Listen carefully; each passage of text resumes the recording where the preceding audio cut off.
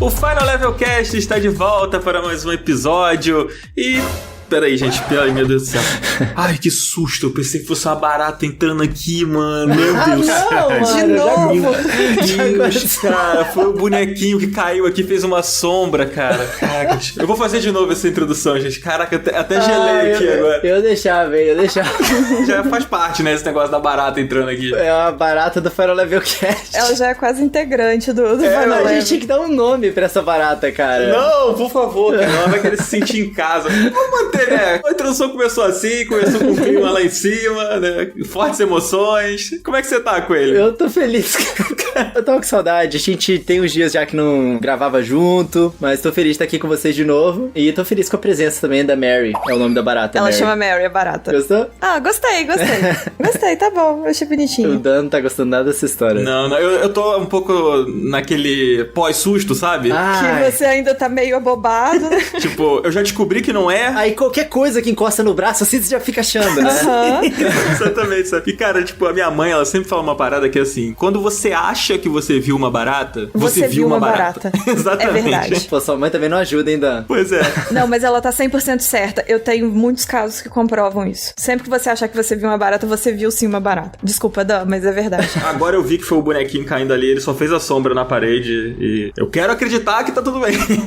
Como é que você tá, Márcia? Eu tô bem. É aquela coisa de sempre, né? A gente vê que é a animação do coelho e a gente fica imediatamente animado também. E aí teve seu susto. Então, assim, foram coisas que levaram o meu astral lá em cima depois disso tudo. Gente, eu gravo sorrindo real, sabia? Eu fico sorrindo pro microfone. Antes de gravar, eu tô meio, ai, que saco. Mas na hora que começa a gravar, eu fico feliz, real, genuinamente. Ah, vai vizinha boa. É isso encontrar mesmo. com vocês. Caramba, agora eu fiquei triste, né? A Márcia, ela fica feliz quando entra os convidados, né? Antes, assim, ela, vou ter que entrar ali com o Dan, com ele. Vocês não. Na hora que chega os convidados, ufa. Finalmente, agora eu posso sorrir. É isso, gente. Entendi. Brincadeira, eu amo vocês. Tá bom. A gente tá aqui com 2 convidados, cara, não apenas um, pra gente falar sobre essa pauta maravilhosa, vocês já leram aí, né? A gente vai falar sobre jogos de plataforma 2D. Os 2 já são da casa, mas um deles é o Prandas, cara. Seja bem-vindo, Prandas. Como é que você tá, cara? Salve, Jogadan, salve, Márcia, salve, Coelho. Obrigado aí pelo convite mais uma vez. Achei interessante que, né, pra falar de jogos 2D, são 2 convidados, cada um vai falar de uma dimensão, né? Sacou? Quem que é o X e quem que é o Y nesse caso? Não sei. A gente não definiu isso na pauta. Surpresa. Descubra. O Prandas, ele antecipou uma piada aí, né? Caramba, o cara é bom mesmo. Desculpa. Como é que você tá, cara? Tá tudo bem? Tá animado? Tá tudo tranquilo por aqui, tudo de boa. Estamos gravando numa quinta-feira, já olhando pro feriado, pro fim de semana. Então, semana empolgante. Bom demais. E, Coelho, quem mais tá aqui com a gente pra duplar aí com o Prandas na cadeira dos convidados aqui? Ah, maravilhoso! Bruno Silva! Seja bem-vindo de volta, meu querido! Sobe as palmas! Salve, Coelho, salve pra Márcia, pra Mary, salve pro Jogadão. O Coelho é uma pessoa com a qual eu consigo ouvir o sorriso dele, cara. É sem brincadeira, verdade. dá pra ouvir o sorriso do Coelho. Que bom, que E bom. um salve pro Prandas também, respondendo a pergunta que ele lançou, Dibs no Eixo X, porque um dos meus jogos favoritos tem essa letra no nome. Então, Olha só, nossa, gostei. Já até sabemos qual, hein? não quero dar spoiler. Gente, vocês estão aí? Eu tô aqui gravando olhando pros lados, gente. Esse silêncio ocasional vai acontecer. Coitado do Dan, mano. Logo comigo, cara. Porque... A barata não vai aparecer, mano. A Mary já tá na toca dela, calma. Só de noite, a hora que você estiver dormindo, desculpa. Tudo bem, Ai, tudo meu Deus. bem. Cara, a gente tava conversando aqui antes, né? A gente tava até brincando com o Bruno sobre o lance do final de semana e tal. O Bruno tava comentando das lives dele. O que você tem feito aí, Bruno? Conta pra galera onde a galera pode te encontrar. O que você tem aprontado aí na internet pra galera? Eu tô fazendo lives na Twitch 3 vezes por semana, terças, sextas e domingos. Tô fazendo um negócio meio maluco, que é jogar todos os Final Fantasy em ordem. Provavelmente, quando esse podcast for ao ar, eu devo estar terminando o 3, indo pro 4. E rola sempre aos domingos, então quem é fã de Final Fantasy está mais do que convidado. E fora as lives, eu tô aí publicando as matérias aqui e ali, dando meus pulos. Bom demais. Eu cheguei a acompanhar algumas lives suas do Final Fantasy. Quero ver quando você chegar no Final Fantasy 13. Ano que vem. Pô, você tá com a expectativa boa. Vai rápido, né? Pô, ano que vem já é logo ali. Trabalhamos com metas.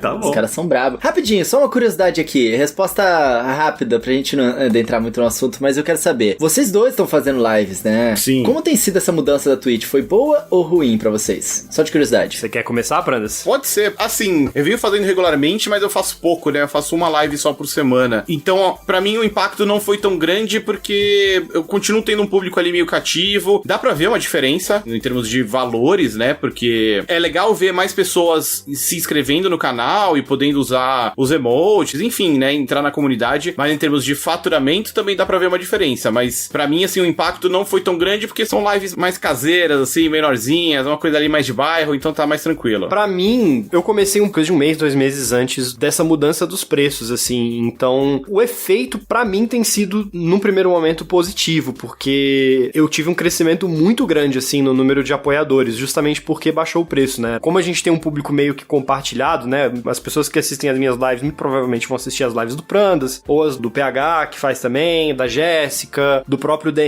Enemy, então a galera não tem dinheiro pra apoiar todos esses canais. Quando baixou o preço, muitas dessas pessoas puderam passar a assinar mais de um canal, então pra mim foi super positivo, assim. Mas é um negócio que foi muito do curto prazo. Eu ainda preciso ver como que vai ser no longo prazo, né? Porque muitas vezes, né, muita gente apoia e acaba não continuando, a gente não sabe o comportamento da pessoa, né? O quanto que ela pode gastar de dinheiro por mês varia, então é algo a ver, né? Porque quer queira ou não, antes os streamers ganhavam mais por cada sub, né? Então isso causou um impacto também. É, interessante isso. Jogue mais jogos 2D que vai dar bom, vai dar bom. Daí o caminho das pedras, será? Bom, antes da gente partir pro nosso papo, né, de hoje, né, dos jogos de plataforma, a gente quer aqui deixar o nosso recado de sempre. Eu vou abrir aqui um espaço para que a Márcia faça o Mass Effect Alerta sobre os cuidados para a pandemia. Na minha cabeça tá tocando uma sirene, eu espero que toque. Bom, então vamos fazer os cuidados que a gente tem feito aí, passar as nossas dicas de cuidados que a gente já tem passado há muito tempo e que elas continuam sendo super importantes, que são: a pandemia, infelizmente, ainda não acabou. Graças a Deus, a vacinação está no ritmo ok, muitas pessoas estão sendo vacinadas, então, assim que for a sua vez, assim que for possível, vacine-se, tome a primeira dose, tome a segunda dose, espere pelo menos 2 semanas pra, né, ficar com aquela confiança na vacina, mas isso não significa que você pode sair por aí dando estrelinha pelado sem máscara na rua. Então, continue mantendo os cuidados de usar máscara, limpar as mãos direitinho. Se for sair na rua pelado, use máscara mesmo. O resto pode ficar pelado, a boca e o nariz não. Então, use uma máscara direitinho, se possível, use o PFF2, que é a melhor, mas se você não puder, pode ser a de pano também, só certifica que ela cobre direitinho a boca e o nariz e não deixa muito espaço para entrar ar, porque o vírus, ele é transmitido mais pelo ar. Mas também, muito importante, o cuidado em deixar as mãozinhas limpas e longe do rosto, de preferência. Não coce os olhos, nariz e boca. E este foi o meu alerta. Se alguém tiver algo pra complementar que eu talvez tenha esquecido, fique à vontade. Tem que vacinar, gente, pelo amor de Deus, tá? Pelo amor de Deus, vacina. É uma delícia vacinar. Na moral, vacina aí. Esse negócio de ficar escolhendo vacina, gente. Os seios crescem, o 5G ativa, o imã corporal também funciona, é tudo uma beleza. É só vantagens. É incrível. Beleza. Então, tá bom. Com esse recado maravilhoso, a gente vai agora pro nosso papo de jogos de plataforma 2D. Bora lá com ele. É isso. Tururu. Senão o Zabuzeta não sabe. Ele não sabe. O cara tá editando. Ele não faz a menor ideia do que acontece. O Zabuzeta edita esse podcast há mais de um ano e ele ainda O que eu faço agora? Se o coelho não fala tururu, eu não sei o que fazer. Ele trava, fica, ai meu Deus.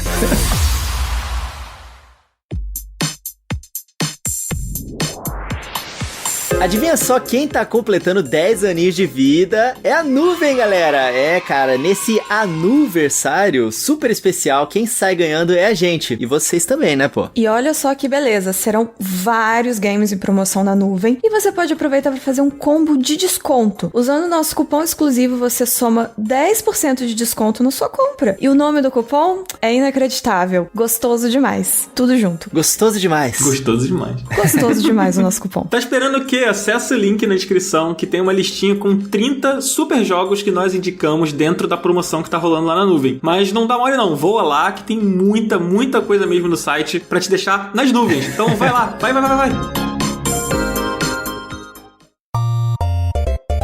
Ai, Que saudade. Porque eu acho que os jogos de plataforma 2D talvez sejam os jogos mais clássicos, mais tradicionais de todos. Antes a gente tinha muitos de navinha, né? Mas hoje em dia a gente vê muito menos e continuamos vendo os jogos de plataforma 2D. Não é isso, Dan? Acho que quando a gente pensa em videogame retrô, a nossa mente vai direto pro Super Mario, pro Sonic, pra esses jogos que são jogos de plataforma. E acho que vale a gente enfatizar aqui pra galera que tá escutando que hoje a gente vai focar nos jogos 2D, tal como esses que eu citei, Sonic, Mario. E a gente vai deixar pra falar de jogos de plataforma 3D de repente num próximo programa. Vocês podem até entrar lá no nosso grupo do Telegram e falar se vocês querem que a gente faça uma parte 2. De repente até com o Bruno e com o Prandas mesmo, se eles toparem, a gente pode repetir a dose aqui. Aí vai ter que achar um terceiro convidado pro Eixo Z, né? Exato. Isso, verdade. A gente tá levando longe esse negócio com os convidados. Então a gente vai falar sobre esses jogos de plataforma 2D. Esse é um gênero que a maioria da galera conhece, identifica e tem os seus favoritos. Mas eu queria saber do Bruno mesmo, e também do Prandas e de todos vocês, como é que foram suas primeiras experiências com esse estilo, assim? O que você se lembra que marcou você e que você guarda com muito carinho desses jogos de plataforma desse gênero? Cara, eu fui uma criança alfabetizada em jogo de plataforma 2D, né, assim. O primeiro jogo que eu joguei na minha vida foi Super Mario Bros. Aquela versão do Super Nintendo que tinha todos os jogos, era o All Stars. Muito bom. Ouso dizer que é impossível uma pessoa ter o primeiro contato com videogame sendo Super Mario e não se apaixonar por videogame, porque tá tudo ali, cara. E dali pra frente, assim, o primeiro videogame que eu tive foi o Super Nintendo. Provavelmente a casa dos melhores jogos de plataforma 2D de todos os tempos. Aí vem Mega Man, os Metroids, cara, assim, Donkey Kong Country, só alegria, bicho. Dá uma saudade aqui agora. Escorreu uma lágrima aqui, né? Pensando. Escorreu uma lágrima aqui e voltei a ter 6 anos aqui, cara. A Márcia ouviu o Donkey Kong Country original já. Me deu até um arrepio, assim, falando, não sei isso. Foi o seu primeiro, Márcia, o Donkey Kong? Você lembra? Eu tenho a lembrança mais forte do Mario, que meu primo jogava muito, eu gostava de assistir ele jogando. Mas eu acho que o Mario que eu peguei pra jogar, acho que foi Mario mesmo, Super Mario World mesmo. Foi o primeiro que eu joguei, que eu lembro que eu tinha muito medo de passar das coisas. Eu era bem pequenininha. E eu não passava disso. Acho que eu não tinha outras coisas pra jogar, então ficava nisso. Depois eu peguei o Donkey Kong. O Donkey Kong é um jogo que, acho que cada época da minha vida ele volta e eu jogo de novo. E eu lembro que teve uma época da minha infância que eu jogava muita coisa no Super Nintendo, mas umas coisas mais, assim, que não são muito conhecidas. Teve uma época que eu tinha um vizinho que era meu amigo, a gente jogava muito um jogo do Timão e Pumba, que tinha no Super Nintendo, que era um joguinho de minigames e tal. Mas assim, o que marcou mais, com certeza, é Super Mario e Donkey Kong. Pra mim são os mais fortes na minha lembrança de infância. E justamente por eles serem jogos muito bons até hoje. Cara, isso é verdade, né? Eu tava jogando o Super Mario World esses dias no Nintendo Switch Online, né? E, cara, é incrível como esse jogo, ele envelheceu muito bem, cara. Ele continua sendo incrível, ele continua sendo bom demais. Tudo que funciona no Mario 2D tem ali. Ouso dizer que eu ainda acho que ele funciona melhor do que os novos, os New Super Mario que tem. Eu concordo, Com certeza. O Prandas, eu acho que eu sei qual é o jogo, porque eu acho que a gente já falou isso aqui no outro programa. Mas fala aí, Prandas, qual é a sua primeira memória, assim, que você lembra? Acho que a gente já conversou, assim, em outro episódio, mas minha história é bem parecida com o Brunão, assim, também. Acho que o primeiro jogo que me chamou a atenção foi Super Mario. Nem sei dizer exatamente qual, mas eu lembro de quando era criancinha, assim, de pedir um videogame de presente e eu lembro de falar que eu queria o videogame do Mario. Não deu muito certo, porque eu acabei ganhando um Master System.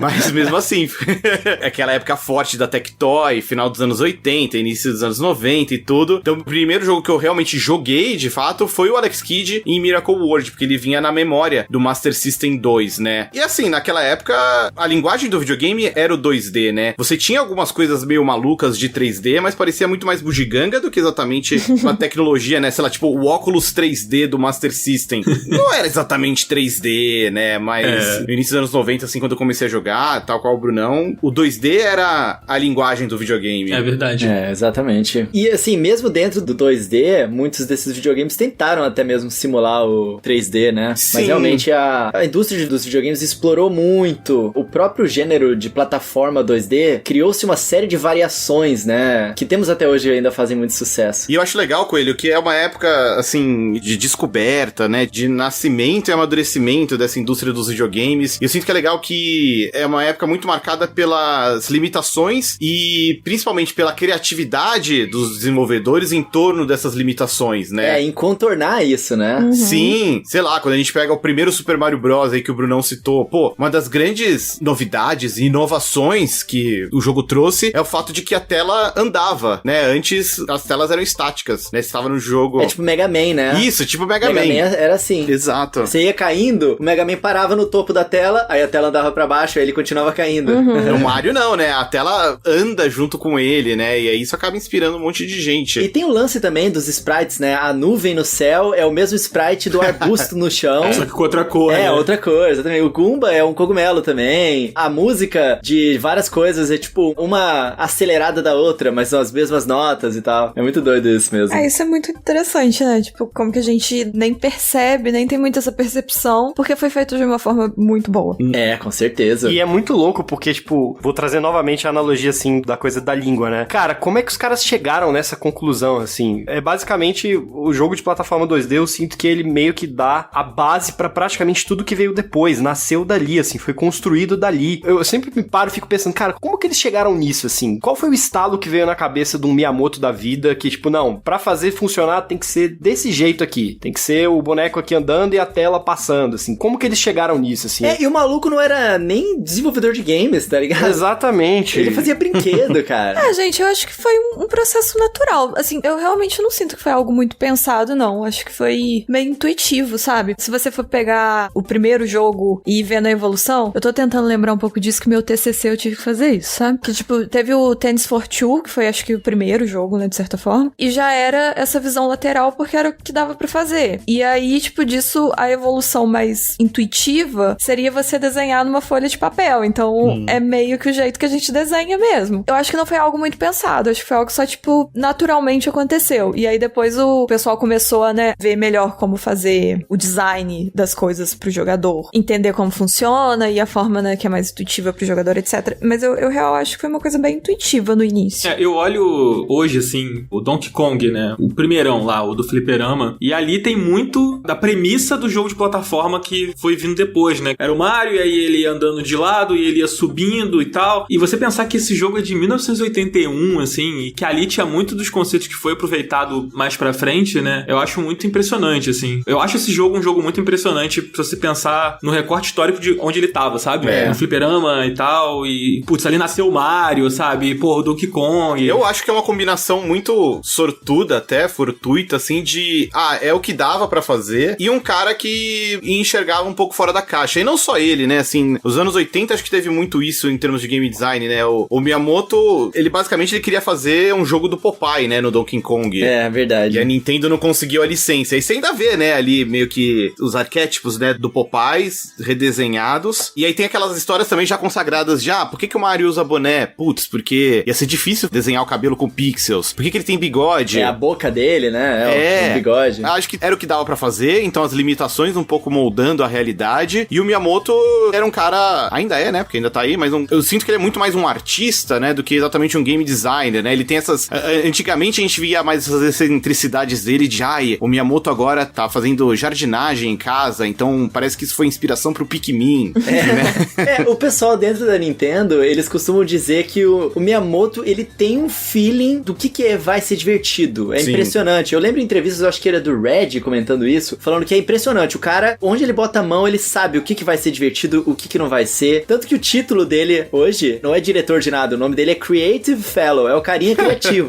Esse é o título oficial dele na empresa. E eu acho que essa coisa de pensar fora da caixa, acho que ela vem em um momento muito de virada mesmo de página, porque até então, né, as grandes mentes criativas por trás eram programadores, né, assim, que também são e podem ser pessoas extremamente criativas, mas certamente a maioria dos jogos na época, eles pensavam muito mais partindo da limitação, né, do que pode ser feito, acho que do que pra ideia em si, né, então você eu acho que o Miyamoto conseguiu ajudar também a trazer esse lado do artista, né, como um lado importante no desenvolvimento de um jogo. E Bruno, eu acho que você tem razão, até porque o que a Márcia tava falando, que ela achava que tinha sido um processo meio intuitivo, eu acho até que dá pra a gente fazer um link, imaginar que talvez tenha sido assim, né, teve o Donkey Kong, e aí eles fizeram o Mario Bros, né, que é aquela meio que competição ali do Mario e do Luigi, que você tinha a tela parada, mas você entrava num cano e saía do outro lado, no estilo Pac-Man. Aí o Miyamoto, ele começou a desenhar, ele tem os documentos, né, aqueles papéis quadriculados, onde ele desenhava os quadradinhos e meio que fazia o level design das fases, e ele começou a meio que explorar a criatividade dele pra fazer fases, e os papéis eram longos, e aí, certo, nesse momento ele pensou,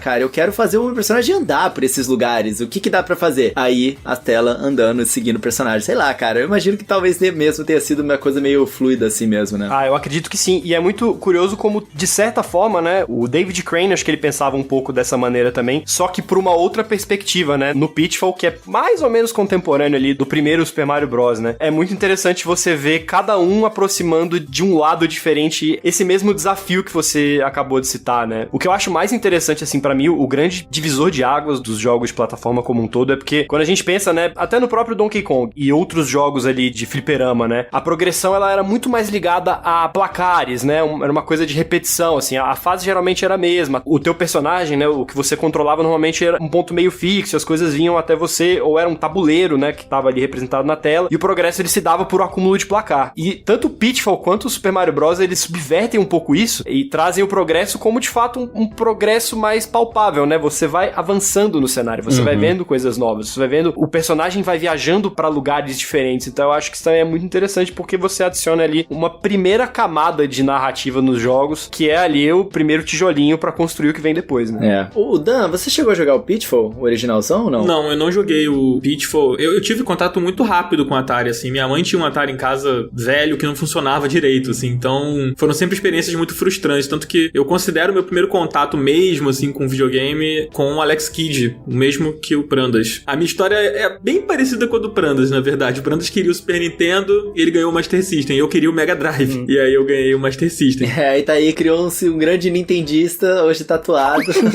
Pois é. Mas assim, eu sempre gostei do Mario, mas era sempre vendo muito de longe, porque eu tinha um vizinho, né? Eu morava em apartamento, eu tinha um vizinho que tinha o Super Nintendo. Então, assim, esporadicamente eu ia à casa dele jogar, mas o meu contato mesmo com videogame era com meus primos. Os meus primos tinham o Mega Drive, né? Mas eu nunca jogava. Eu era muito pequeno, então eu só ficava vendo, assim, sabe? Quando eu tive o meu primeiro videogame foi o Master, e ele vinha com o Alex Kidd na memória também. Eu queria que ele viesse com o Sonic na memória, mas meu pai comprou de segunda mão e tal, e aí era com o Alex Kidd. O que eu queria mesmo era o Sonic. Olha só. Pois é, que coisa, né? É bem curioso que durante todo o tempo que eu tive o Master System, eu nunca joguei o Sonic do Master System. Nossa, Mas, gente, Eu é bem nunca diferente, né? Pois é porque, assim, onde eu morava, tinham pouquíssimas locadoras de videogame, né? Se eu não me engano, eram duas, era tipo uma em cada extremidade, assim, do bairro. E aqui era relativamente perto da minha casa, não tinha quase nada de Master System, assim, pra alugar. E eu não tinha grana pra comprar os cartuchos e tal, e eu não tinha cartucho nenhum, nem pra trocar, né? Porque o único jogo que eu tinha era o da memória. Então eu alugava o que tinha, assim. Eu lembro que uma vez eu dei sorte de alugar um Mortal Kombat. Não lembro se era o 2 ou se era o 1, assim, mas foi muita sorte, porque nunca tinha. Aí eu aluguei o Mortal Kombat. Eu aluguei o jogo do Pato Donald uma vez, se eu não me engano, também. Nossa. Que era legal pra mim, pelo menos eu achava o máximo. Nessa época, o que a gente colocava no videogame era o máximo. O supra-sumo, né? Sim, Aham. demais. E ainda mais o Pato Donald, né? Que era um personagem de outra mídia, né? Mas foi o Alex Kidd, foi o meu primeiro contato. E eu já contei isso aqui também, mas eu vou repetir brevemente, que eu não zerei o Alex Kidd na época do Master System, né? Que ele era um jogo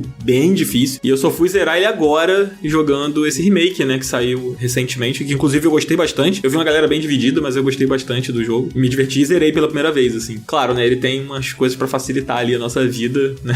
Facilitar a nossa saúde mental também. E aí eu acho que consegui zerar por causa disso, assim. Cara, você falou do jogo do Pato Donald, eu me lembrei de DuckTales do Nintendinho. Nossa. Cara, esse jogo... Não é, Prandas? Nossa. A fase da lua. Cara, a gente tava falando das limitações aqui. O que esse jogo fez com a trilha sonora dele é tipo uma parada inacreditável, assim. É muito boa a trilha sonora desse jogo. Em especial a música que todo mundo se lembra, né, quando fala da trilha sonora dele, que é o tema da lua. Sim. A Moon Theme. É lindo, né, Prandas? Até apareceu depois no desenho novo, né? Que tem o traço mais colorido, mais shopping, moderno. Shopping. Pô, mas é bem legal esse desenho, inclusive. É bem legal. Sim, não, eu acho bem legal. E tem não vou dar spoiler porque é uma parte legal da série, mas tem uma hora que toca a música da lua do videogame, do jogo, no desenho, né? Caraca, eu não reparei isso. Vou até assistir de novo. E no remake do DuckTales, eles refizeram a música, agora com instrumentos novos e... Cara, é linda essa nova versão também. É bem legal. Essa música é muito linda, cara. E o que eles fizeram na época pra fazer a parada, tipo, com o chip todo limitado, diferentes formas... Eu não sei direito como é que eles faziam, cara, mas é todo um rolê com a parte física da parada pra fazer funcionar, que é inacreditável pra gente hoje, né? Tipo, vou abrir aqui o programa e vou compor. Na época não era assim não, cara, era sinistro. Eu acho que essa era muito a tônica da época entre a galera que criava jogos, né? Como vou lidar com essas limitações, né, que a plataforma traz? Pra mim, pelo menos, um caso bem marcante de trilha sonora é o do Yuzo Koshiro, que é o cara que ficou super famoso na época do Mega Drive, né? Fez as músicas, né, de Streets of Rage, de Shinobi e tudo mais. Conforme a tecnologia foi evoluindo, eu sinto que ele perdeu um pouco desse espaço, desse destaque, porque a partir do momento em que ele tinha muito mais ferramentas ferramentas à disposição, acho que ele não conseguiu brilhar ou principalmente inovar tanto quanto na época do 16 bits, que ele com aquele repertório limitado, né, de ferramentas, ele conseguia fazer magia. Eu não sabia que era o mesmo cara do Shinobi, não. É brabo, o Koshirão. Nossa, são trilhas incríveis, assim. Vinha nos 10 jogos, naquela fita dos 10 jogos. Pode crer. Que tinha no Mega aqui. São 2 jogos que eu lembro muito bem, assim, tipo... A trilha do Streets of Rage é muito boa, cara. Na verdade, não só desses jogos, mas...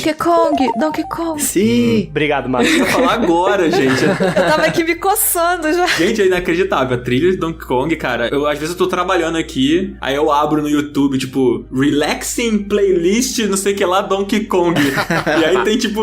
1h30 de músicas do Donkey Kong pra você ficar ouvindo. A música da água. Música da água. Gente, aquela música também, acho que é do Donkey Kong, o 2, que você tá numa fase que é, tipo, dentro de uma árvore, e aí tem um monte de galho com espinho e você fica girando nos barris. Nossa. Essa é uma das mais famosas da trilha. Nossa, essa Eu é sei qual que é. perfeita. Eu estou escutando ela na minha cabeça, mas eu não sei reproduzir o som. Mas ela é muito boa também. A trilha sonora é perfeita. Eu sou fã no nível de, tipo assim, pra mim, ele é um dos melhores jogos já feitos, mesmo você pegando o último jogo já feito, que foi muito bom, sabe? Uhum. Se ele tivesse sido feito esse ano, ele seria tão bom quanto. Com certeza. O Márcio já deu um spoiler aí, eu quero saber de vocês quais são os favoritos de vocês. Assim, você pensa nesse gênero e fala, pô, esse aqui pra mim é o mais brabo de todos, assim. Qual o seu, Prandas? Nossa, acho que Aventura 2D, eu fico entre Super Mario Bros 3 e o Super Metroid. Pra mim, esses 2 jogos, assim, são perfeitos, impecáveis. Caraca, só pedreira, hein? É pé na porta.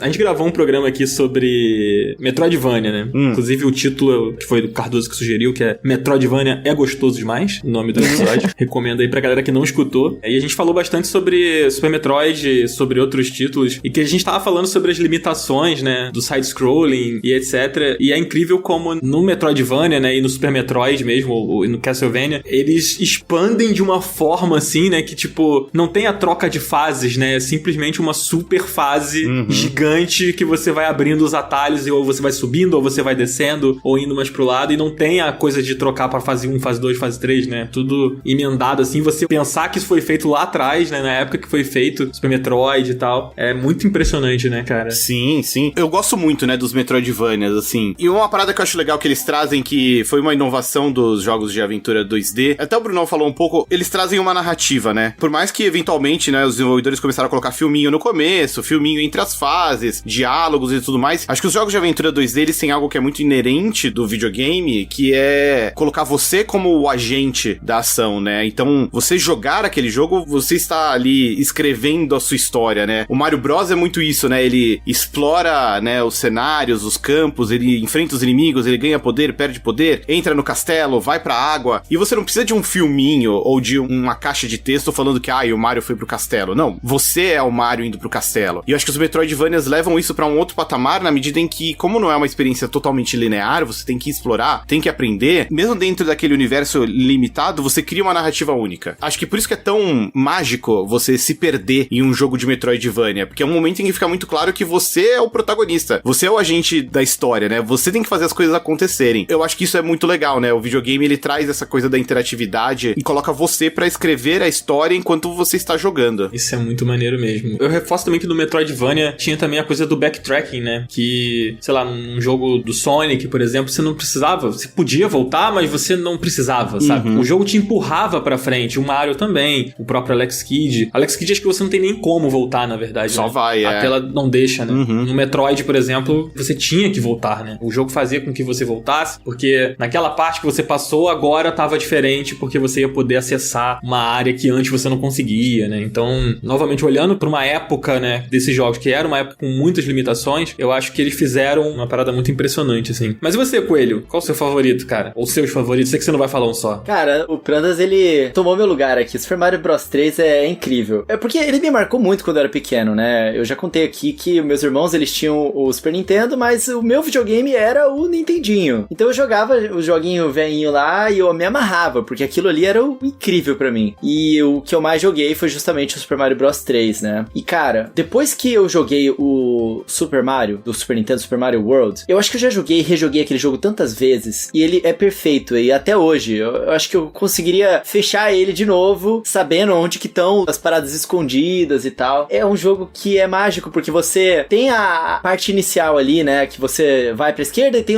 a casinha do Yoshi. Você já ver que você tem caminhos alternativos, que tem mistérios naquele mundo, não é só você passar de fase. Dentro de cada fase tem formas diferentes de você passar. Então, toda fase você joga com aquela vontadinha de mistério. Será que se eu encontrar um lugar secreto aqui, ele vai abrir outro caminho que vai ter um universo todo novo de fases? Essa sensação pra uma criança jogando é uma parada que, tipo, a gente fica alucinado, assim. Era muito legal encontrar uma chave, e aí você fica andando com aquela chave na mão, cara, onde é que eu coloco essa chave? Era muito maneiro isso. E depois você pegava a peninha e você conseguia voar, cara, e você conseguia passar a fase inteira voando. Nossa, peninha. Nossa, é muito bom. E o P, que você ficava um balãozinho, gordinho.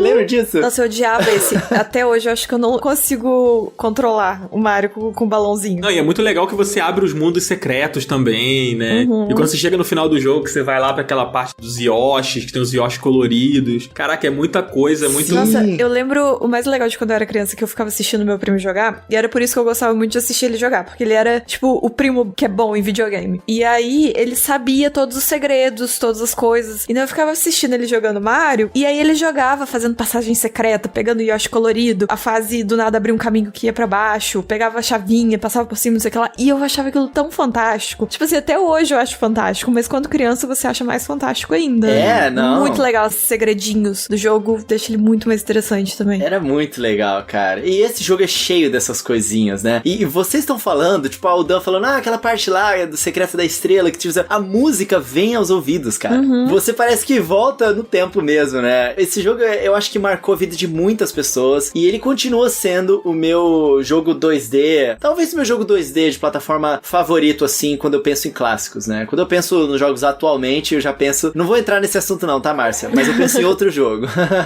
eu acho que eu senti daqui qual jogo que é. Você já sentiu, né? É, eu senti. Esse negócio dos segredos do Super Mario World que eu achava mais legal é que tinha um mundo secreto. E aí, quando acabava o mundo secreto, tinha um segundo mundo secreto. Sim! Maravilhoso. Isso era muito legal, assim. Você achou que acabou? Não, não acabou, não. Não, tem mais. E, nossa, eu tinha esquecido completamente do segundo mundo secreto. E eu lembrei porque você falou, Márcia, da fase do balão, cara. Acho que é a fase que me dá pesadelo até hoje, velho. A tubular. Eu lembro o nome da fase até hoje, que é uma fase que você tem que passar ela toda de balão, porque ela não tem chão. Nossa. E todas as plataformas são ocupadas por inimigos. Então, o único jeito de passar é você sendo balão. E o balão dura o tempo certinho de você fazer o caminho certo, né? Até chegar no próximo. Se você bater em alguma coisinha, o tempo do balão já acabou. Mano, é difícil, cara. É uma fase difícil até hoje, assim. E esse jogo tem o Yoshi, né, gente? Pô. Isso que eu ia falar! Esse sim, jogo tem cara. o Yoshi, cara. E você carrega ele de uma fase pra O outra. Yoshi sendo maltratado. O Yoshi sendo maltratado, tadinho.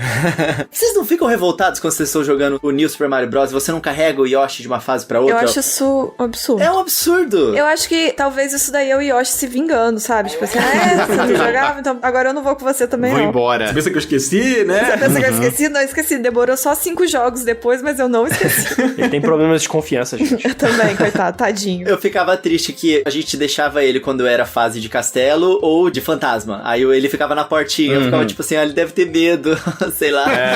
Tadinho, ficava verdade, bonitinho. ele devia ter medo. Ele ficava agachadinho assim na frente da porta, sabe? E você, Bruno? Qual é o que vem na frente, assim, quando você pensa no seu favorito? Cara, pra mim é o primeiro Mega Man X, assim. A Capcom conseguiu pegar todas as melhores características dos melhores jogos de plataforma da época e juntou tudo num jogo só, assim. Você tem toda a coisa da exploração dos jogos do Mario, você tem todo o aspecto de o personagem se fortalecer, que era um negócio que já vinha do Mega Man, mas eu acho que se fortaleceu com a coisa de você ter peças da armadura, né? Mega Man X foi o primeiro a trazer. E você junta tudo isso, cara, com uma arte maravilhosa, o jogo é lindo, a trilha sonora é impecável, assim. Pra mim é o mais redondo de todos, assim. Ele tem tudo que os jogos bons de plataforma têm num pacote só e é perfeito, lindo, maravilhoso, incrível. E ele é difícil, né, cara? Então, isso aqui é o mais legal, porque ele é difícil porque o teu personagem tá fraco. Quando você começa a fortalecer o X, o desafio vai ficando mais parelho, né? Isso também, né, como o Brandas falando de narrativa, é uma maneira muito legal de você fazer a narrativa, né? Não apenas com a coisa de você controlar o personagem, né, que o Metroidvania traz muito bem, com o negócio de você ter que encontrar o seu caminho, mas nesse caso, né, a narrativa se traduz no você tem um personagem que ainda não chegou no seu poder pleno. Ele precisa chegar lá, e você vai ajudar ele a chegar lá. Então isso é muito legal. Gente, nessa questão da narrativa, esse jogo... Na verdade, esse jogo dá aula de game design em geral. Demais. Né? Ele é um manual. E, cara, quando você tá ali, Mega Manzinho, e você passa ali dos stages, derrota o bichinho, e aí você encontra aquele personagem que você nunca viu e que é muito mais forte, todo irado, e, mano, você fala, cara, eu quero ser ele. Como é que eu faço pra ter ele? Então, é uma motivação muito forte que o jogo já te dá logo de cara, né? Não só isso, né? Um dos chefes nas fases finais é o robô que te dá um pau na primeira fase.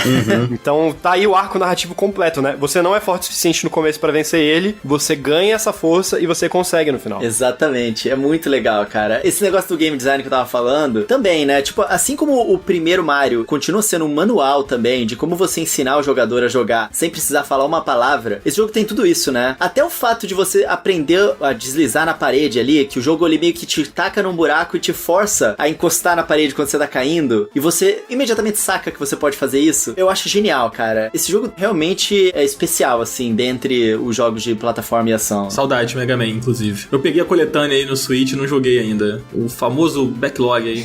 Essa sombra gigante atrás da gente. Cara, o meu favorito, vou ir na contramão dos nintendistas, é o Sonic 2, cara. O jogo que eu tenho, assim, recordações muito boas, assim, me lembra uma época muito legal da minha vida. Ele é um jogo que, se eu pegar pra jogar hoje, eu vou jogar do início ao fim, sem dificuldades. Eu me lembro muito, eu zerei ele muitas vezes, pegando as esmeraldas, fazendo tudo possível. E ele, pra mim, era um jogo muito completo, assim, né? Ele tem uma trilha sonora fantástica. E diferente dessa sensação do Mega Man que o Bruno falou, né? De tipo, você tem um personagem que aos poucos ele vai se tornando mais poderoso, né? A ponto de você poder concluir aquele arco dele e derrotar o inimigo final e tal. No Sonic é o contrário. O Sonic, ele é o personagem mais poderoso pra estar naquela situação em que ele está. E isso eu achava muito maneiro. Controlar o Sonic nas suas fases, porque você não precisava ser muito cauteloso. Você ia pra cima, você ia correndo e você passava e você pegava as moedas, pegava a caixinha e de repente você pegava a botinha e você ficava com o dobro da velocidade. Isso era tão legal. E eu vinha do Alex Kidd, né? Que era um jogo com uma cadência diferente, um jogo muito difícil, em que você tinha que pensar muito bem antes de fazer besteira, porque senão você morria e daqui a pouco era game over. E o Sonic não. O Sonic era um jogo muito rápido, muito acelerado, né? E o Sonic é um personagem muito incrível, assim. Depois eu joguei o Mario, o Super Mario World e tal, e eu gostei muito desse jogo. Esse jogo acabou me fazendo querer ter um videogame da Nintendo, mas o Sonic vai ser sempre o jogo que eu vou, tipo, quando pensar em anos 90, na infância, nos videogames que eu joguei lá, e pensar, putz, eu quero jogar um jogo pra lembrar dessa época, eu quero um jogo que eu gostava muito, vai ser sempre o Sonic, assim. Eu revivi isso com Sonic Mania, né? Não sei se todos vocês tiveram a oportunidade de jogar, mas pra mim ele foi o que conseguiu trazer essa essência do Sonic 2 de volta, assim, muito bem. Sonic era meu herói, pô. Eu amava o Sonic, assim, eu queria ser o Sonic, salvar os animaizinhos, né? Pô, impedir a poluição. Olha só como o Sonic é um personagem atual, assim. É, o Sonic era muito à frente do seu tempo, né? Enquanto isso, o Mario tava lá apenas com uma motivação meio egoísta, né? Que era salvar a princesa, né? O interesse romântico dele, uma coisa mais dele, assim. É um gado, né? É. O Mario é gado demais. Exatamente. E, sei lá, a princesa queria ser salva. A gente não sabe, vai ver. O Mario foi,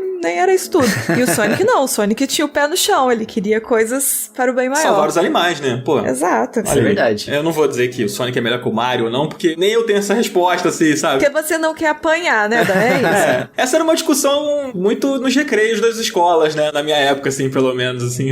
Quem tinha o Mega Drive, quem tinha o Super Nintendo e quem era o melhor. Mas eu nunca entrei muito nessa, não. Eu gostava dos dois. Até porque todo mundo sabe que o melhor é o Crash Bandicoot, né? Tô brincando. Pelo amor de Deus. Meu Deus do céu. Ousada. Aí É não. tiro pra todo lado acontecendo aqui agora. Márcia, você falou Donkey Kong, né? Você falou primeiro, né? Eu fui falando, eventualmente, cada brecha que eu tive pra falar Donkey Kong, eu falei. Mas, o Donkey Kong é meu amor. O Donkey Kong 2 é o que eu mais gosto. Eu acho ele muito perfeito, não só, né, igual a gente já falou, a trilha sonora, o gameplay, mas eu gosto muito também da diversidade de fases dele, de personagens. Assim, eu gosto muito dele. Eu não sei até que ponto é nostalgia e até que ponto não é. Eu chuto um pouquinho de cada, assim, mas é porque eu acho tem um estilo de personagem ali, que é uma coisa bem característica, assim, de anos 90. É um tipo de personagem que parece que ele é feito de massinha de modelar, o design deles. Aqueles jacaré, os inimigos no geral, parece muito aquela coisa de stop motion, de massinha de modelar, mais antigo. E eu acho isso muito legal. Isso é legal. O tema das fases também eu acho bem legal e bem diferente. Cada mundo é muito diferente do outro, assim. O que é mais ou menos a minha crítica, né, com os Donkey Kong novo, mas não vou entrar nesse quesito aqui agora. A gente tá falando de jogos 2D antigos. Eu amo que o Donkey Kong Country 2 tem um mundo secreto. Ele tem um mundo secreto? Ai, meu Deus. Qual que é o mundo secreto? É aquele jacarezão que te dá uma porrada se você não tem moeda pra ele. Ah, tá. Que aí ele te leva. Ai, ufa, eu já tava aqui assim, depois de tantos anos, nunca peguei o mundo secreto. Não. Porque você chega no mundo secreto, mas você também tem que merecer as fases do mundo secreto, né? Você tem que achar moedinhas. Que são difíceis pra caramba. São muito Eu difíceis. gosto muito. E eu sinto que o Donkey Kong Country 2, ele segue a cartilha que o Sonic 2 estabeleceu de uma continuação perfeita. O Sonic 2, ele pega o Sonic 1 e traz mais, e ele tem mais boneco, porque tem o Tails, e ele tem mais segredo, porque tem o Super Sonic. Eu acho ele, assim, a aula de como fazer uma continuação de um jogo. Só que ele é mais do que só mais. Sim, né? sim. Ele vai além. Ele vai além. Ele junta tudo isso e o resultado é algo que é muito especial, né? Eu acho que, assim, o Sonic 2, ele claramente é melhor do que o Sonic 1. Não, muito superior. O Sonic 1 é muito legal também, mas o 2, pô, é outro patamar. Só pra fechar no assunto do Sonic, tinha uma outra parada que eu não citei, que eu gostava muito, que era o multiplayer dele, né? Que você jogava com aquela fase dividida e era tipo um, sei lá, um time attack, não sei como é que define. Cara, eu achava incrível isso. Eu jogava com os meus primos também. Eu jogava com meus primos, exatamente. Tá aí, ó. E era legal porque as fases eram diferentes, né? Elas não eram exatamente a mesma fase, só que pra você correr nelas, elas tinham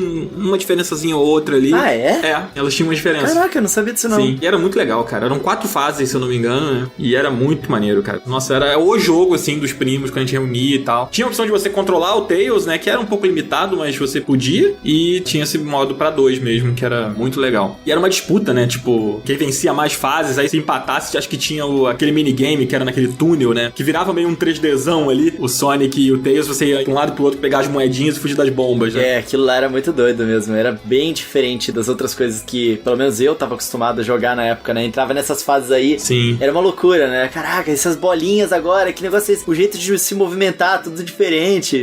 E falando em continuação também, que o Brandas falou, como a minha cabeça explodiu quando eu descobri que eu podia encaixar a fita do Sonic 2 no Sonic Knuckles e usar o Knuckles nas fases do Sonic 2. Meu Deus. E aí você abria um universo, assim, porque você podia subir a parede, né, com o Knuckles. Cara, isso foi sensacional. E descobri por acaso, assim. Ninguém me contou, descobri por acaso. Cara, a gente tem muito jogo pra citar, na verdade, né, dos clássicos, assim, mas eu queria puxar um pouco pros tempos mais modernos, assim, né, tipo, a gente teve a transição pro 3D, veio o PlayStation, veio o 64, e aí muita coisa mudou, mas a gente teve também o boom dos indies, né, ali no final dos anos 2000, né, e a gente viu os jogos de plataforma voltando através dos jogos independentes, assim, né, e queria ouvir de vocês, assim, se esses jogos marcaram vocês também, que é interessante ver que através do indie o jogo de plataforma voltou a ter uma relevância, né, com o Super Meat Boy, com vários outros que estouraram, assim. Márcia, você que é a nossa diva dos indies.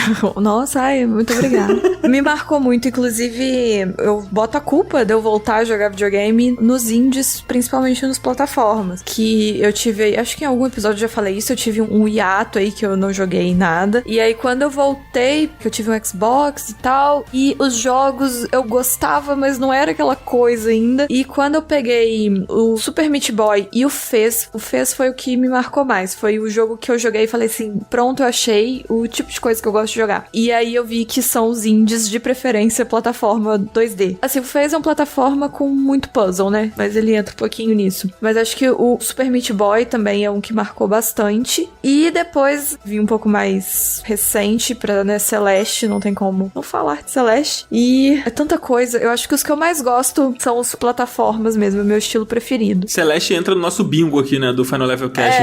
É o Coelho com o Zelda, eu com o Celeste e por aí vai. Mas eu acho que de quando, assim, começou a ter esse boom do indie mesmo, o Super Meat Boy e o Fez, eles foram uma parte essencial de fazer eu me apaixonar por videogame de novo. E principalmente pelos indies. Cara, eu lembro que eu joguei o Shovel Knight. E quando eu joguei o Shovel Knight, eu fiquei, assim, muito deslumbrado, porque eu olhei e falei, cara, isso aqui é um jogo de Super Nintendo que eu não sabia que existia, sabe? Uhum. Porque ele parece muito, né, com os jogos da época. Só que ele é moderno, ele é mais dinâmico em certas coisas, assim. Então, isso que é o legal, a minha paixão nos indies plataforma 2D, é justamente isso. A gente tem essa sensação de quando a gente jogava, né, no Super Nintendo, etc. Mas a gente tem a sensação que corresponde à nossa memória. Porque os jogos em si, os jogos antigos, quando a gente pega pra jogar de novo, eles não correspondem à nossa memória. Geralmente eles não funcionam tão bem quanto a gente lembra. O gráfico não é tão legal quanto a gente lembra. Então, assim, tem muitos defeitos que a nossa memória esquece. E aí os indies, eles chegam com a sensação, mas com tudo funcionando perfeito. E ideias novas também. Tipo, o Fez, eu acho muito incrível que, pra mim, ele abriu uma coisa na minha cabeça, assim, a primeira vez que eu joguei, que ele é todo em 2D, só que ele é 3D. Então, ele é um jogo em 2D que você tem que pensar em 3D. E é uma coisa super legal, mas é 2D. Eu gosto muito da criatividade que hoje em dia é aplicada nesses jogos, justamente porque a tecnologia hoje em dia permite. Então o 2D, ele passa a ser só uma questão mais de escolha mesmo. Até certo ponto é de necessidade também, porque, né, equipes menores vão ter mais facilidade pra fazer, mas você vê como que a criatividade, ela tem mais espaço pra funcionar ali. Eu queria saber do Bruno, cara, como é que foi sua relação com esses jogos independentes de plataforma? Evocou sensações pra você? Você teve contato com eles? Como é que foi? Eu tô me sentindo um pouco velho aqui, porque eu já tava trabalhando quando esses jogos começaram a aparecer.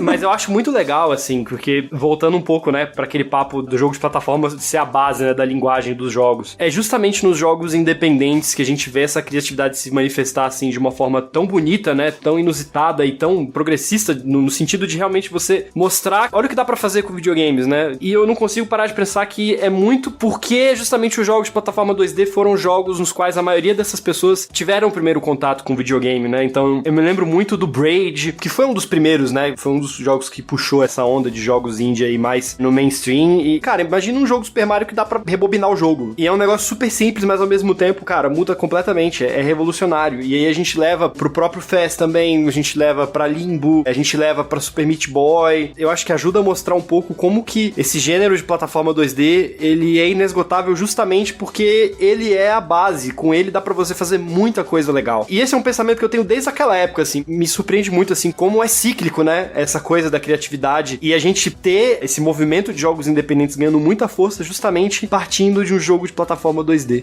Fiquei até emocionado aqui.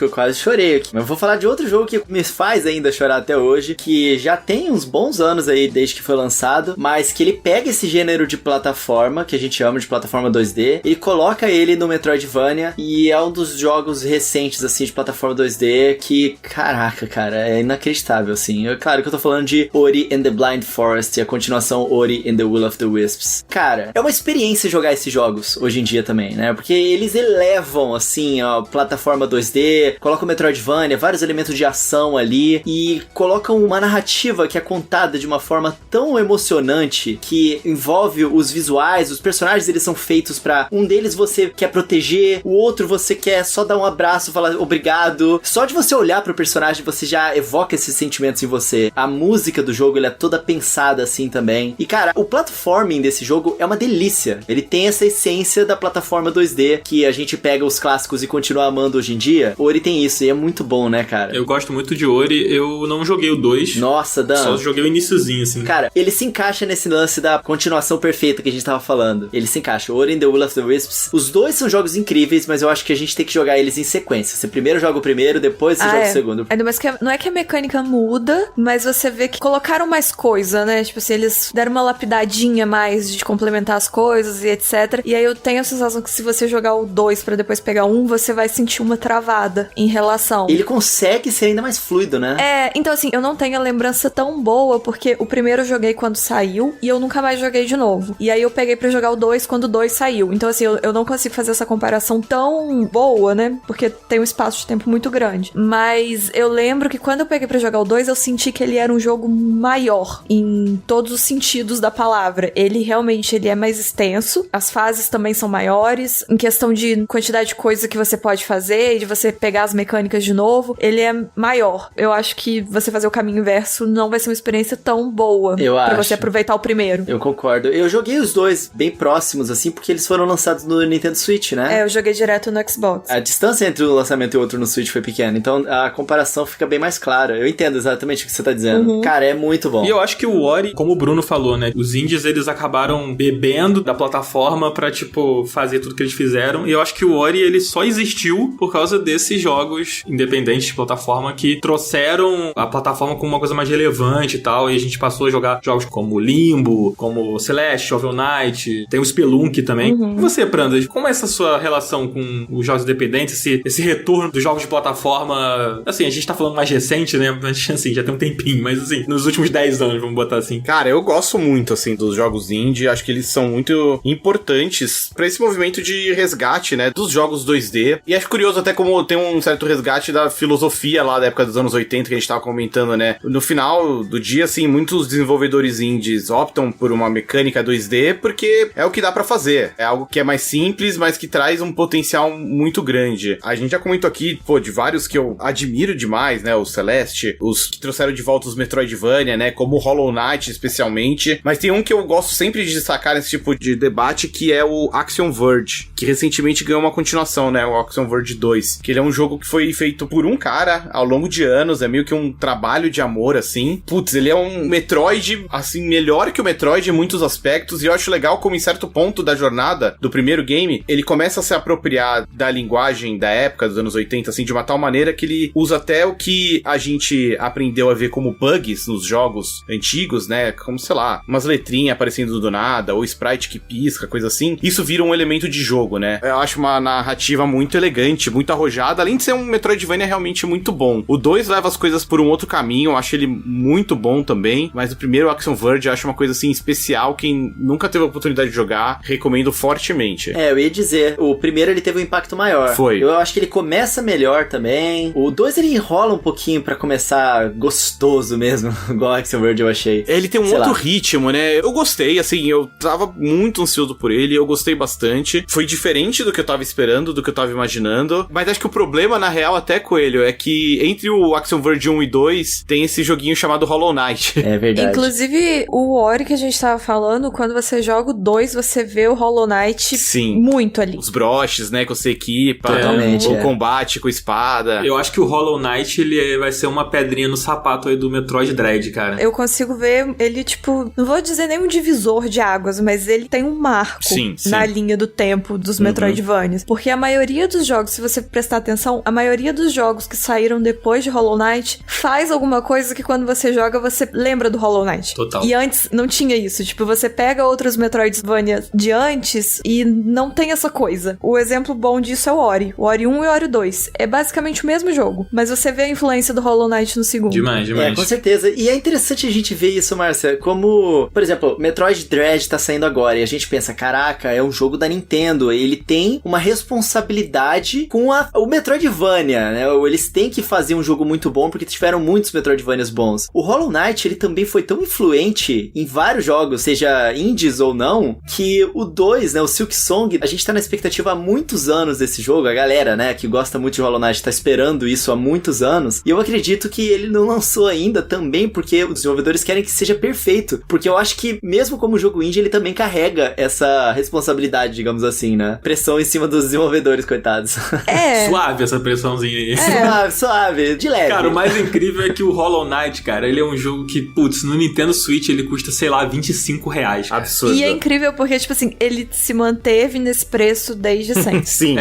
Nossa. Eu acho isso muito legal de verdade. É verdade, ele é um jogão, assim, tipo, de muitas e muitas horas. Exato, não é nem só pela qualidade, é tipo, ele valeria numa boa, tipo, uns R$80 pelo conteúdo que ele tem, de tanta coisa que você consegue fazer e tal. E não, ele tem um preço super ok. É verdade. Eu queria jogar aqui a pergunta, eu vou jogar pro alto aqui, mas vocês podem puxar e responder. Se vocês acham que ainda há espaço, né, pra esses jogos de plataforma 2D, um espaço de destaque pra eles hoje em dia, assim, se eles ainda são relevantes, ainda têm força, né? Vocês acreditam que, por exemplo, o Metroid Dread que vem aí agora, será que ele vai causar esse impacto? Como vocês acham que as pessoas recebem hoje, assim? O impacto eu acho que vai depender muito das propostas de cada jogo, né? Acho que, como vocês falaram aí, o Hollow Knight, o Axiom Verge vieram pra mostrar que impacto ainda tem, mas assim, espaço eu acho que nunca vai deixar de ter. Vamos falando aí, um dos principais jogos do segundo semestre é um jogo de plataforma 2D, que é o Metroid Dread, então eu acho que sempre vai ter espaço justamente porque talvez seja o terreno mais fértil pra criatividade, assim, dentro da indústria de games hoje em dia, e é uma criatividade que se prova ano após ano com jogos de altíssima qualidade justamente nesse gênero, então eu acho que tem muito espaço ainda. O que você acha, Prandas? Cara, eu concordo com o Brunão, acho que nunca vai deixar de ter espaço. O que eu acho que mudou e não tem como voltar é que, assim, diferente dos anos 80 e 90, em que os videogames ainda meio que estavam sendo inventados, né, e tinha ainda muito espaço pra inovações de impacto e tudo isso acabava ficando pros jogos 2D, hoje em dia o cenário já é completamente diferente, né, hoje em dia a gente tem uma variedade muito maior de plataformas, de gêneros de jogos, né, de tipos de pessoas jogando também, então acho que espaço sempre vai existir, nunca vai acabar, mas eu acho que não dá pra gente esperar jogos de plataforma 2D com muita frequência que eles super inovem e revolucionem como era nos anos 80 e 90. É, difícil, né? Muito do trabalho já foi feito. Hoje a gente já tem uma familiaridade muito grande também com o gênero e tudo tudo mais, né? E sei lá, quando a gente pega um Super Mario Bros 3, as coisas que ele trouxe de inovação impactam a indústria inteira, né? Todo mundo que tá fazendo o jogo. Hoje em dia, uma inovação de um jogo de aventura 2D, acho que dificilmente vai se aplicar logo de cara a um MOBA, a um jogo mais focado em eSport, sabe? Enfim, acho que como o cenário hoje é muito mais diverso, né? É mais difícil você ter inovações de impacto muito grande e amplo. Mas ainda assim a gente ainda vê muita experimentação com o gênero. E muita coisa legal que a galera curte bastante. Eu vou citar alguns exemplos assim que vêm de topo de mente. Talvez não sejam os melhores exemplos, mas eles existem. Cara, estão pegando plataforma agora e transformando em Battle Royale, tá ligado? Não teve o Super Mario 35 aí? Não que foi o primeiro jogo que tenha feito isso, já tinha outros que fizeram antes. Mas isso é tipo jogos de plataforma, mesmo os clássicos, com uma repaginada, alguma coisa nova, sabe? Colocando um troço meio diferente ali nesse gênero e deixando ele mais interessante, ou mesmo a pessoa que já jogou 500 vezes com vontade de continuar jogando. E tem outras coisas também, né? Como eu falei do próprio Ori, né? Que ele coloca uma série de camadas emocionais ali nos personagens, e isso também é a sua própria forma de inovação. A narrativa do Ori é muito legal. Por exemplo, você pega o Rayman Legends, que é um excelente plataforma 2D também, que eu acho que ele sempre escapa um pouquinho da lista dos favoritos da galera, mas na minha lista ele tá ali no topo também. É muito bom esse jogo. O Rayman Legends, ele mistura um monte de maluquice que é super legal, cara, numa plataforma 2D cooperativo, né, que você tá jogando multiplayer ali, tem os minigames entre as fases, tem aquelas fases musicais que são muito legais, tipo, você tá numa fase de plataforma, e aí a plataforma da fase, ela meio que reage à música que tá tocando no fundo do jogo, às vezes com uma música conhecida, e aí cada uma das cordas da guitarra você tá deslizando em uma corda que tem os itens, aí como se fossem as notas musicais batendo nos itens, aí você meio que tem aquela sensação de que você tá jogando a plataforma, só que ouvindo a música. E tem os jogos que de fato você joga a música, né? Tipo a série Beat Trip, que toda hora eles lançam um jogo novo, que é um runnerzinho de plataforma, e aí cada pulo que você dá, item que você pega, escorrega o que você faz embaixo de uma plataforma, o inimigo que você bate, tudo isso meio que adiciona no ritmo da música, né? Ah, Coelho, tipo New Super Mario Bros, quando a musiquinha faz pá, pá, e aí as plantas dançam assim. Ah, não,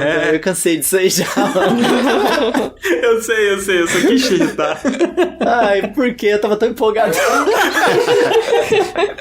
A linha tênue entre a coisa bonitinha e a coisa que fica insuportável depois da milésima vez.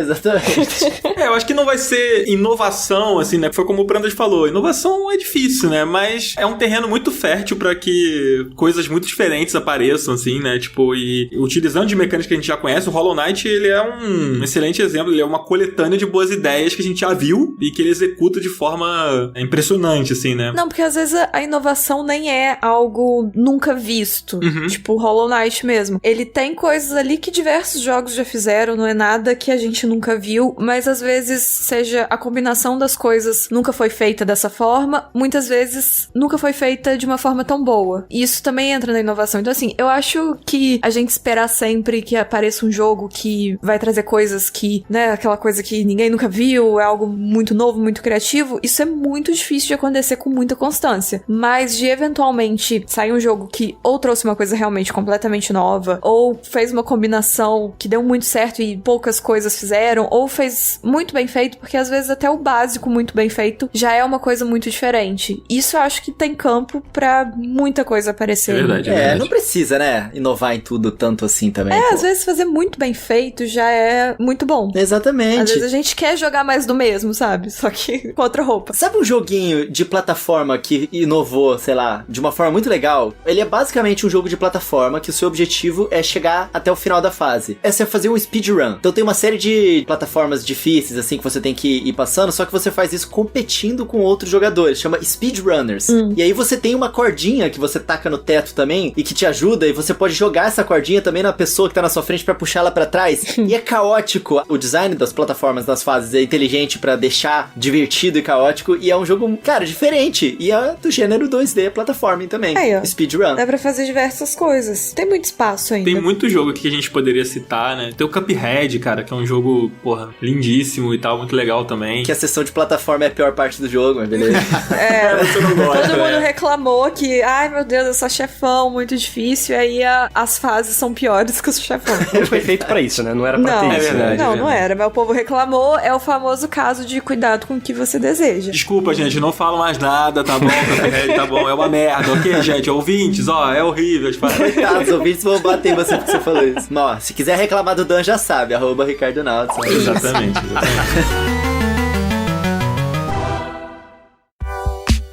Bom, acho que agora a gente tá chegando no nosso final aqui do nosso programa, mas acho que dá tempo da gente fazer um Final Level Cast Indica, né? Será que dá tempo, Coisa? Sempre dá. A gente faz rapidinho. A gente nunca se empolga nas explicações dos jogos, né, Dan? Não, Claro que a gente consegue. Que isso.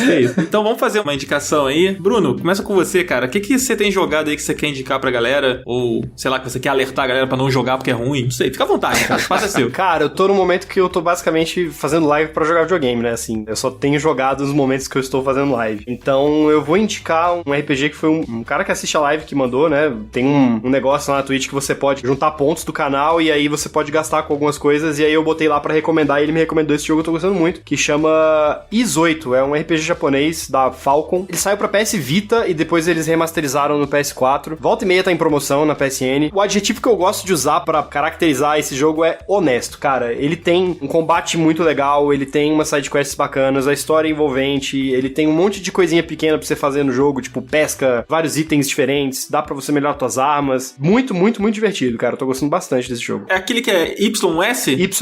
Ah, tá. Ele tem uma versão mais recente, não tem? É, esse não é o mais recente, já saiu o 9. Você não jogou o 9, né? Você tá jogando o 8. Né? Não, o 8 é o primeiro que eu joguei. Eu nunca tinha jogado um jogo da série. Esse jogo, ele é de 2016. Ele já saiu tem um tempinho. Massa, legal. E você, Márcia, tá jogando alguma coisa? Então, eu tô muito no Stardew Valley, mas eu não vou falar de Stardew Valley de novo. Eu voltei pro Death's Door, que é muito bonitinho, muito gostosinho de jogar. Recomendo muito. Eu não posso falar muito a respeito dele, porque eu não joguei muito. Eu posso falar só das primeiras, sei lá, 2 horas, talvez, que eu joguei. Dizem que tem uma coisa meio Souls-like, eu discordo, não vou concordar com isso, pra não falar que eu mexo com essas coisas.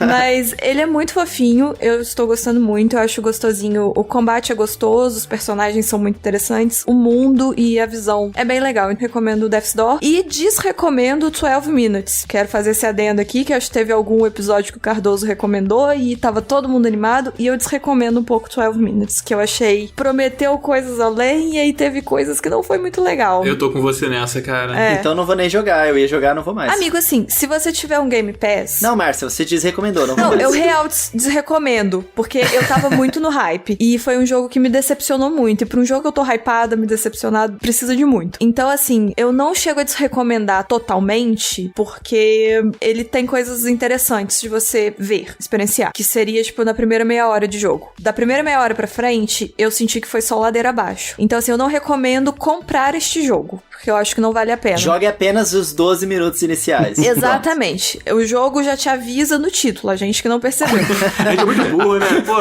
Ninguém percebeu. Poxa, o jogo avisou. Então, assim, eu recomendo, se você ficou curioso, pega no Game Pass e joga. Agora, eu não recomendo comprar o jogo, porque eu acho ele um jogo decepcionante por diversos fatores. Eu terminei ele na madrugada que ele lançou, assim. Ele é um jogo relativamente curto, né? Não são 12 minutos, mas ele é curto. Uma média de 3 a 5 horas pra você terminar. Eu peguei o primeiro final dele com umas 3 horas e meia, mais ou menos. Assim. Aí depois eu descobri que dava pra ir mais além, mas o final inicial, assim, eu peguei nesse tempo, mais ou menos. Ele cai um pouco na chatice do looping, tipo, ele se torna um pouco chato, e eu não acho que jogos de looping são chatos, então eu acho que é ele que não faz tão bem. Eu acho que os jogos de looping têm uma facilidade de ficar chato, por causa da repetição.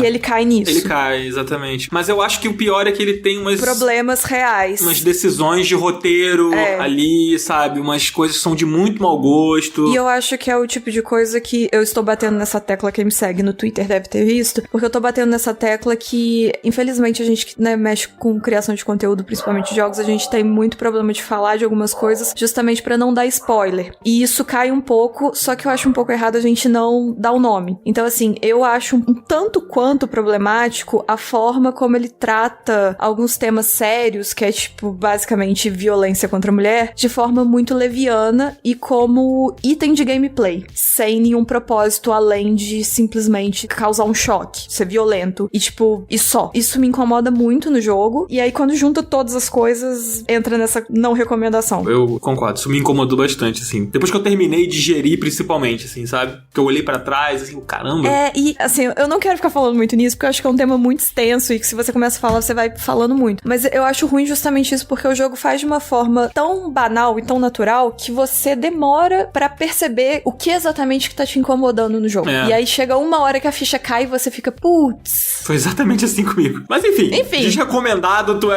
Minutes aqui. Quero saber do Prandas, cara. O que o Prandas tá jogando aí que ele quer recomendar pra galera? Bom, tô passando por um momento parecido com o Brunão também. Os momentos que eu mais jogo videogame são quando tô em live. E nas últimas semanas eu venho jogando bastante os jogos da série Metroid, né? Eu terminei o Zero Mission, que é o remake do Metroid 1. Muito bom, muito legal. Agora tô dos finalmente também do Samus Returns, que é o remake do Metroid 2. Depois eu parti pro Super Metroid, né? Tô jogando os principais na sequência. E nos últimos dias também peguei pra jogar um pouquinho mais o Genshin Impact, porque entrou aquele crossover com Horizon Zero Dawn. Eu entrei no jogo só pra resgatar o boneco, e aí quando vi já tava jogando. Eu acho o Genshin muito relaxante. Já gastou dinheiro nos gacha lá? Nunca gastei dinheiro no Genshin, ponto pra minha carteira, mas eu já tinha jogado um pouco no PC e um pouco no celular, mas assim, nenhum deles a experiência era lá muito boa. Daí no PlayStation 4 também é ruim a experiência do Genshin. No 5, o Genshin roda bem, mas aí tinha toda uma treta de, putz, o jogo é crossplay menos com PlayStation, e aí isso mudou. Então eu consegui usar a minha conta, que já tava bem avançada, pra jogar no PlayStation 5. Ah, massa. Cara, o Zero Mission eu não joguei aí. Eu nem lembrava desse jogo. Você acabou de abrir uma porta da minha mente que tava fechada. Você deve ter ele no Wii U, se bobear. Se bobear, eu tenho mesmo. Eu vou ter que ressuscitar aqui pra ver. Eu joguei recentemente o Fusion. É muito bom também, né? Ah, que delícia, cara. Que é muito bom mesmo. Esse eu recomendo de olhos fechados, cara. Confia. Pega e joga, porque esse é bom demais mesmo. Coelho, você recomendou? Não recomendou, né, Coelho? Ah, mano, eu tô aqui na insanidade de No More Heroes 3. Cara, que jogo bom, mano. Que jogo bom. Ele começa, assim, de um jeito insano, que qualquer um que sentar na frente da TV e gostar de videogame... A minha namorada, ela sentou aqui, eu recomecei o jogo pra jogar com ela, porque é difícil de você explicar No More Heroes. É um jogo de ação, né? Meio hack and slash, você bate ali. Só que ele tem uma pegada que é diferente de outros jogos, porque o Suda51, ele é meio tarantinesco, ele é meio maluco. Então, o jogo, ele mistura vários elementos visuais na tela, de coisas de 8 bits, junto com coisas 3D, e aí, do nada, a cena que vai explicar a história é um anime, e aí acaba o anime, entra meio que um jornal antigo pra apresentar os personagens, onde tudo é preto e branco, e aí, na cena seguinte, cada um dos chefes que você vai enfrentar no jogo é apresentado numa filmagem antiga, como se fosse um encarte de brinquedo antigo. É difícil explicar No More Heroes, mas é um jogo maluco, onde tudo tem muita personalidade, os personagens, eles são interessantes, nada aparece na tela que você não pare e fala assim, cara, eu quero prestar atenção. A minha namorada é designer igual eu, né? Então, ela ficou alucinada com o jogo junto comigo e a gente tá curtindo pra caraca agora No More Heroes. É um jogo muito divertido e o 3, ele tá muito mais fluido do que os dois primeiros outros jogos, né? E eu achei que ele ficou bonito no Nintendo Switch, exceto a parte de exploração na cidade, que é bem feia, assim, mas o jogo é muito divertido. É um hack and slash, assim, que eu acho que as pessoas tinham que prestar atenção nele, sabe? De verdade. Eu vou até fazer um jabá aqui, cara. Dê uma chance, entra lá no meu canal com ele no Japão e assiste, nem que seja 10 minutos do jogo. O início dele é um jogo 8 bits, mas logo em seguida ele fica 3D de novo e tira suas conclusões. É muito louco, esse jogo é legal, cara. Recomendo demais. No More Heroes 3. Massa. Cara, eu tô jogando 2 jogos. Esses são 2 jogos que eu já joguei e eu tô meio que rejogando, como se eu já não tivesse um monte de jogo pra jogar, né? Eu tô jogando o Miranha no PlayStation 5 agora, né? O Miles? Não, o primeiro. E aí eu me surpreendi que eu não me lembro de nada do jogo. Parece que eu tô jogando pela primeira vez, assim. Eu me lembro dos momentos chaves da história, mas tipo as quests, as missões secundárias, e umas batalhas até contra chefe mesmo, eu não me lembrava, assim. E aí eu tô jogando e eu só tô achando muito estranho aquele Peter que parece um jovem empreendedor, morador de Ipanema, que criou um aplicativo de relacionamento. Mas tirando isso, eu tô achando o jogo muito bonito. Esse jogo é muito legal, né, cara? Tipo, pra você pegar e ficar só balançando a teia lá, andando pela cidade. Tá sendo um comfort game pra mim, assim. Eu boto, às vezes, só fico andando na cidade, impedindo uns crimes e tal. Quem sabe eu termino. Se eu não terminar, tudo bem também, já zerei. E eu acho muito legal, agora eu vou fazer um comentário, que eu reassisti todos os filmes da Marvel nesses últimos meses aí. E eu acho muito legal, tipo, o jogo e o filme, eles têm exatamente a mesma sensação. Parece que você tá exatamente ali no filme, quando você joga. A vibe, vibe, né? É igualzinho, é muito legal como eles conseguiram fazer isso. Inclusive, eu voltei a jogar por conta do hype, né, que veio com um trailer aí do novo Homem-Aranha, né, que mostrou o Dr. Octopus e tal.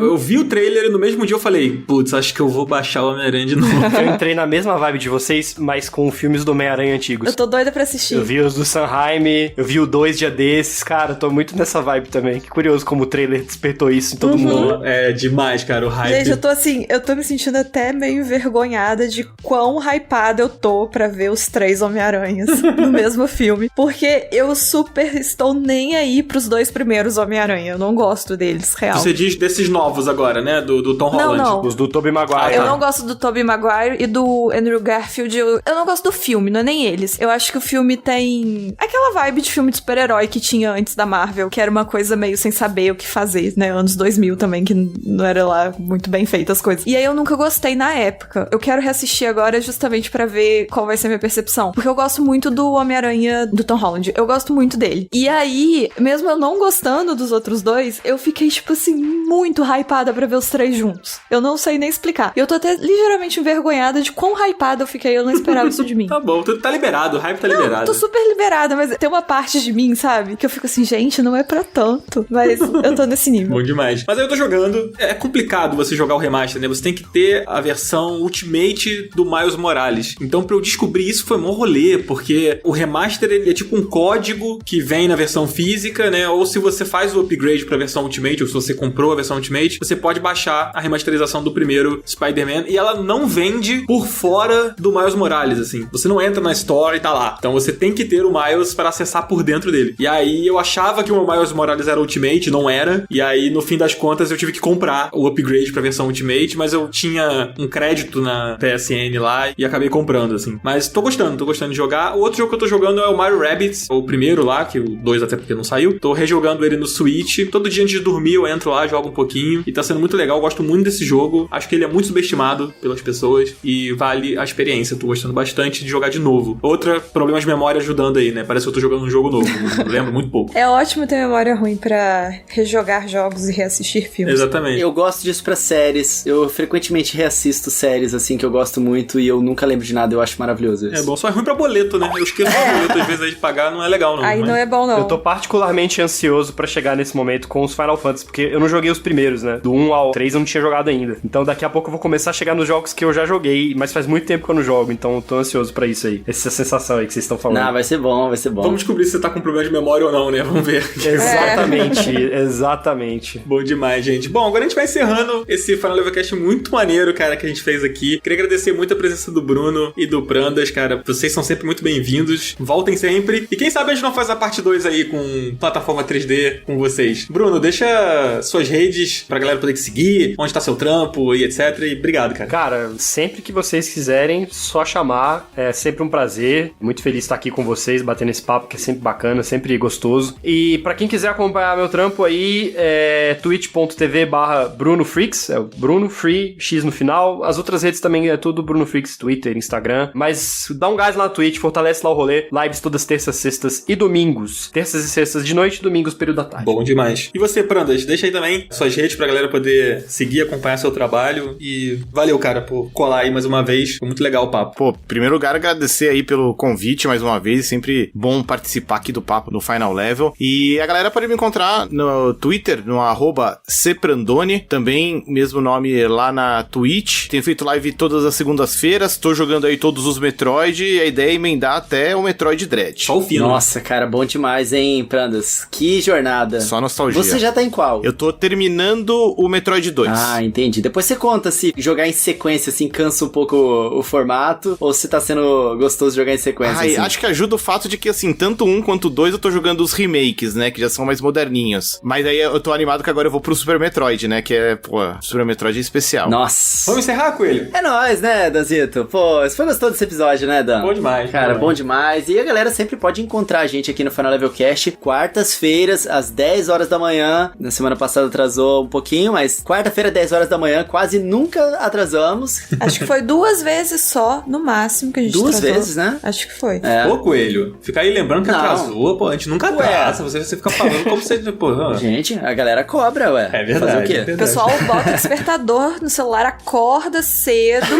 quer alguém, né, não tá trabalhando, acorda na hora, bota pra despertar, pra tirar um descanso e ouvir o Coelho falando. Não, os pois é. caras ficam com a louça toda suja em casa, porque só vai lavar a louça depois, né? Exatamente. Na hora que sai. Gente, clica no sininho aí. Agora o Spotify tem sininho. Pode botar lá pra assinar o podcast. Bom, claro que nem todo mundo escuta pelo Spotify, mas você que escuta pelo Spotify aí, que é a sua principal plataforma, já dá pra clicar no sininho e receber notificação de episódio novo. Segue a gente, tá? Nossas redes estão aqui, na descrição aqui do episódio. Tem também o nosso link pro Telegram. E até semana que vem, né? Vamos lá, vamos nessa. Valeu, gente. É Tchau, isso aí. tchau. Valeu, gente. Tchau. Até Até mais. mais. Tchau. Cadê o Bruno e o Prando? Eu dei tchau. O Bruno deu tchau. Eu fiquei meio na Bruno dúvida, fez. mas tchau. Tá bom. Agora sim tá completo.